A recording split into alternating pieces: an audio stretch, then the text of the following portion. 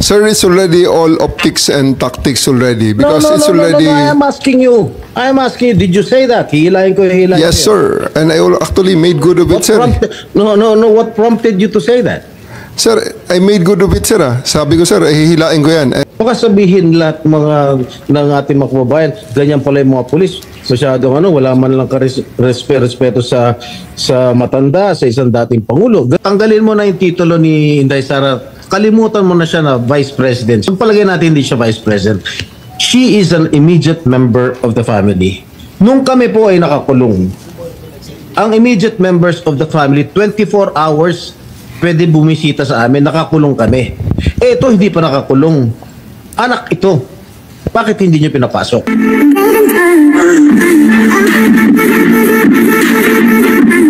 Yes, Senator Estrada, please. Thank you, Madam Chair. Let it be known that I am not protecting or I am not defending anyone, much less the former President of the Republic of the Philippines, President Duterte, since I am an ally of this administration led by President Bongbong Marcos, and at the same time a friend of Vice President Inday Sara Duterte. Now, since you've been asking the questions addressed to Gerald Torre, may I ask Gerald Torre, how did you think did you handle the arrest of former President Duterte properly? Yes, sir. I do, sir. It's proper. It was proper. But when I saw the video, it was really, for me as a citizen of this country, it was really unbelievable. It was a very, very big disappointment. Because I can relate, General. Because when we were arrested, way back 2001, together with my father, the same thing happened. All right, we were in the wee hours of the morning. We were the policemen barged in our hospital room at the Veterans Memorial Hospital. They were arresting us. They wanted us to be transferred to another detention cell because after the May 1 siege, at ano sabi ng mga police? Kalad ka rin na yan mga yan pag ayaw sumama. At the same time, when I saw the video, parang nag-flashback sa akin yung ginawa ng mga kapulisan ng araw sa amin. At ang sabi mo, hihilahin ko yan. Is that what you said, Gerald Torre?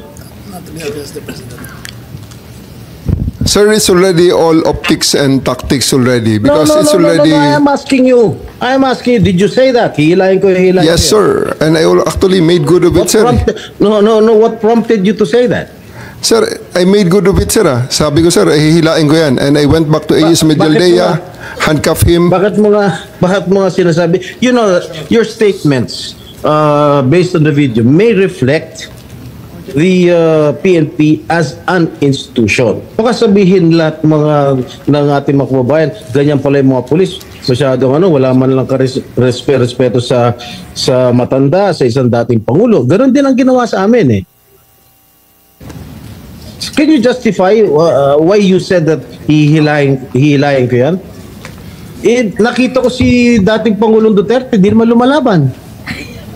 What prompted you to say that? Mr. Senator, respectfully, the threat of hihilahin ko na yan was not towards the president, the former president. It was ensued after a heated argument between his counsel and General Torre. In no way was the former president threatened with bodily harm. Yes, who was addressing the sinong sinasabihan ni Gerald Torre? Was it the lawyer or was it the former President Duterte? Lawyer, sir, Attorney Medialdea. And actually, sir, after that, I actually went back to him, placed handcuff on him after reading him his rights and arrested him for obstruction of justice. And after that, sir, I brought him to the bus and came back again and told Attorney Delgra he's next. And again, sir, I will reiterate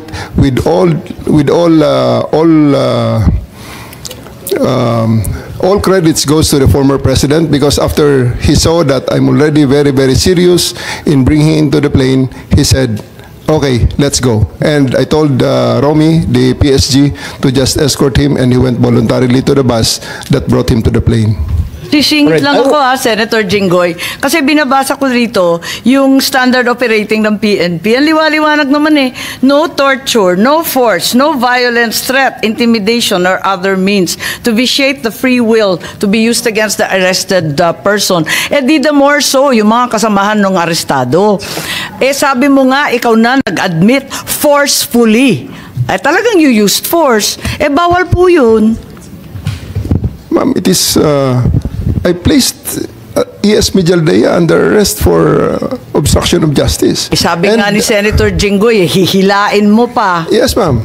I did because I have to get into their heads to make them to make it very very clear to them that we are already very very serious of Tama loading the nga. president to Oo the naman, plane. General, pinapaliwanag mo, pero bawal ang paggagamit ng dahas, ng pananakot, Ma'am, ng just to be intimidation, or any other means. Ang liwanag nasa kapulisan yan Ma'am, just to be clear, operationally, there was obstruction of justice. It was the decision call of General Torre to place him under arrest for obstruction of justice. Now let us separate what happened to the president. You're talking about Attorney Medialdea. Yes, ma'am. Paano yung iba? No one else was armed, ma'am. Yung attorney. No, wait. Yung abogado. If I may, Senator Amy. Yes. Madam Chair. Ayan. Sino yung kinaladkad nung isang pulis? Yung security na nakaitim. I think it was General Torre na hinila yung isang abogado. Dalawa yun yung abogado, hinila yung upuan, di ba? Tapos yung nakaitim na si Q, kinaladkad din. Si Attorney Delgra, sir, because he is next to be arrested, and because of that, the president, former President PRRD, saw that I'm already that serious, and he said. He prevented the situation from further deteriorating and escalating. So he said, "Let's go." Isn't he entitled to a counsel of his choice, General? Yes, sir. For 12 hours, he was there. Oh. Can't he speak to his client? Bigla niyo na lang... They are there for 12 hours, sir, speaking to each other. Ano? They are there for 12 hours speaking to each Alright. other, sir. One more thing that I noticed in the video, no? Ang sabi ni PRRD, papasukin niyo yung anak ko. Abogada siya. At ang sinabi mo, hindi ko siya papapasukin. Why not, Gerald Torre? That is a decision. That is my call, sir. That is my decision. Considering that Okay. he had already been assisted by 3 lawyers all throughout Okay. that time, sir. And gabi na ho yun, sir. The request was made at around mga 9 o'clock na, sir. 11 hours General after Torre, ganito, the ha? first arrest. Tanggalin mo na yung titulo ni Inday Sara. Kalimutan mo na siya na Vice President siya. Pagpalagay natin hindi siya Vice President. She is an immediate member of the family. Nung kami po ay nakakulong, ang immediate members of the family, 24 hours pwede bumisita sa amin, nakakulong kami. Ito, hindi pa nakakulong. Anak ito. Bakit hindi nyo pinapasok? Maliban doon, is this not a violation of RA 7438 that requires that you guarantee access to an attorney? In addition to the immediate family, the President also said na yung anak niya, yung babae, abogado ko yun, papasukin nyo. Hindi nyo pinapasok. Abogado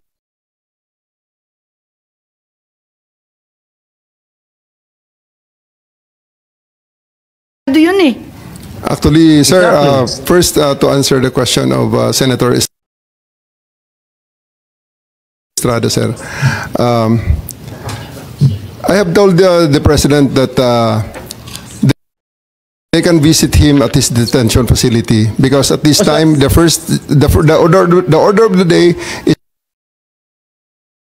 is to load him into a plane. So that's what we endeavored to do, and that's what happened, sir. Ano niya bibisitahin yung tatay niya sa Netherlands? Hindi naman dito tinray eh. Hindi naman dito kinasuhan eh, sa ibang bansa eh. Oh, bakit hindi niyo man lang binigyan ng kortesiya yung anak na isang abogada na magkukonsulta? Katulad nga na sinabi ko kanina, yung mga nakakulong nga, 24 hours pwede bumisita ang immediate members of the family. Bakit ito hindi pa nakakulong, hindi niyo pinapasok yung anak? Our mission at that time, sir, is to deliver him to the My God. body Kahit who ano issued the warrant, mangyari, sir. Nasa batas yan. Nasa batas yan, General. Immediate members of the family, lawyers, priests, etc., etc. I should know. Nanggaling ako dyan. Tapos ito, hindi naman nakakulong. Again, I am not defending President Duterte. I'm just explaining the rights of an accused. Because naging akusado rin ako. And I don't want that to happen to anybody else. Dapat naman nagbigay kayo ng konting kortesiya o respeto man lang sa mga dating presidente dahil naranasan namin yan. Nung kinulong po yung tatay ko, ganun din. Kawalang respeto ang mga polis sa amin. Porket nawala na ba kami sa kapangyarihan, ganun na lang? Matanong ko naman sa General, wag naman po sana mangyari, God forbid. Sa pag sinapit ng ni President, pag sumapit ng ganitong sitwasyon si Presidente Marcos, gagawin mo rin ba yun sa kanya? I hope not. Ang liwanag po ng batas, kung ma-follow up ko lang si Senator Jinggoy, tama po siya. Hindi lang yung immediate family, medical doctor, pare or religious minister, any national non-government organization ng CHR, international non-government accredited by the Office of the President. Lahat yan may access, pero pinagbawalan ninyo. On 2 counts, immediate family na, abogado pa niya. Bakit ganun? Ma'am, I think that's sub judice. I think we should be wary of many of the things we were mentioning Bakit here. po naging sub judice yun? Ito kasi, ano ho yun, habeas corpus po ang petition. So everything about the arrest will be asked by the Supreme Court. Kanina pa natin kung pwede ho. pag-uusapan yung aresto. Pero ano ho I think that we're just passing, parang lumalampas na po tayo sa boundary. Senator Jinggoy po. Ang sinasabi ko lang, the manner on how the former president was arrested, because ayoko naman mangyari sa darating na panahon na magkakaroon naman tayo ng ganyan. Sana makapagbigay lang ng korting kortesiya man lang, nakausapin yung mga abogado, pero nakausapin yung mga member ng immediate family niya, sana naman binigyan niya ng pagkakataon. Kaso mo, nung nakiusap si dating Pangulong Duterte na papasukin yung kanyang anak na abogada, tanggalin mo na hindi siya, na vice presidente siya. Abogada at anak niya, member na immediate family, sana naman lang binigyan niya ng pagkakataon. Makita niya yung tatay niya bago niyo siya isinakay sa plano. Yun lang naman yung sa akin. Masakit. Ako, isang anak na meron din akong tatay na tinanon ninyo. Masakit para sa akin. Pakipaliwanag din. Maraming salamat, Senator Jinggoy. Marami tayong pinagdaanan, kapatid. Kaya't eto nga, talagang dinudibdib natin Madam Chair, to. Yes, Secretary John Vic lang po. Kay VP, kay Senator at sa iyo, hugot ng mga anak ng presidente yan. Sumpa. Secretary John Vic, itatanong ko lang, why was there obstruction of justice? Paliwanag lang. Anong ginawa nila na obstruction of justice? I think General Torre would be the best one to explain that, ma'am. General? Sir. Sabi niyo nag-obstruction of justice kaya aarestuhin na rin ninyo si Attorney Medialdea. Ano po yung ginawa ni Attorney Medialdea na obstruction of justice? We're about to load an arrested person into a plane to transport him to the tribunal who issued the warrant. And Attorney Medialdea is preventing us from doing that. He shouted at us and intimidated us, including the president intimidating me. Alam ko malaking tao si Attorney Medialdea pero hinarang ba kayo? Tinulak ba kayo? Wala namang ginawa eh. Hindi naman nadadaan sa salita yung obstruction eh. He did, ma'am. So I do believe that under that circumstances, I have to arrest him to reasonable force. And I do believe that I used the reasonable force to ensure compliance, for him to step aside, for us to load the former president to the plane. So, yun lang yung obstruction dahil nagsisigawan yung mag-asawa. He is preventing us from doing our job of loading the former president to the plane. Hinarang ba kayo? Yes, ma'am. Anong ginawa? Hindi Nakikita namin naman sa video makita eh. Ang Nakikita naman nakita sa ko video. lang, pinipilit niyo iposas, hindi magkasya yung posas. Yes, that's one thing, ma'am. His blackmail way, he is preventing us. He actually placed another chair at the side of the president for the former president to sit, which is already very much delaying everything because the plane is already ready to fly. Ba't kayo masyadong nagmamadali? We are going, unang-una ma'am, ang reglementary period, mamalasin naman kami pag hindi namin ginawa ang trabaho Bakit? namin. Anong reglementary period? Anong period yun? The Article Dahil 125 sinabi na nga ni Executive Director sa ating PCT. Solution lang naman yun eh. Wala nga commitment pinag-usapan doon.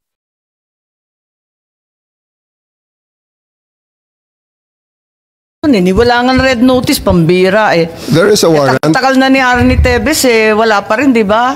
This Ba't is kayo a- nagmamadali? Ano yung reglementary period mo? May I refer it to the SOJ, ma'am, if the SOJ wants to answer that. Hindi ba pwede kayo na muna? Okay. Mauna lang kayo, tapos sa si SOJ, pwede? Okay, ma'am. Okay.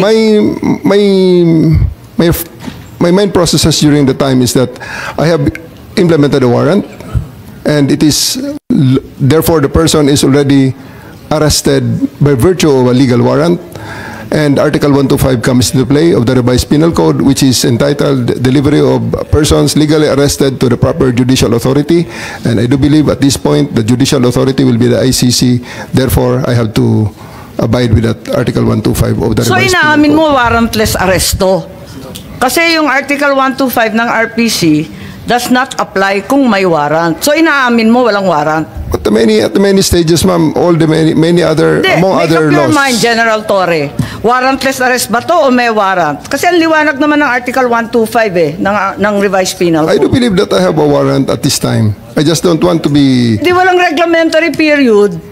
Mamili ka. Kapag warrantless arrest, edi may period. Kapag may warrant, walang period. Just the same, ma'am, I have to deliver Hindi him to the pareho judicial yun, proper kapatid. authority. Hindi magkapareho yun. The reglementary period only comes into play when there's a warrantless arrest in accordance with Article 125 of the revised penal code. Di po ba? At saka may kinalaman yun sa delivery of the accused and arrested. Di po ba? And I'm being cautioned by the DOJ, ma'am, that it may be sub judice already to discuss that because of the habeas corpus pending in the Supreme Court, ma'am. Pati ba naman ng revised penal code, naging executive session, pambihirang buhay ito. Okay.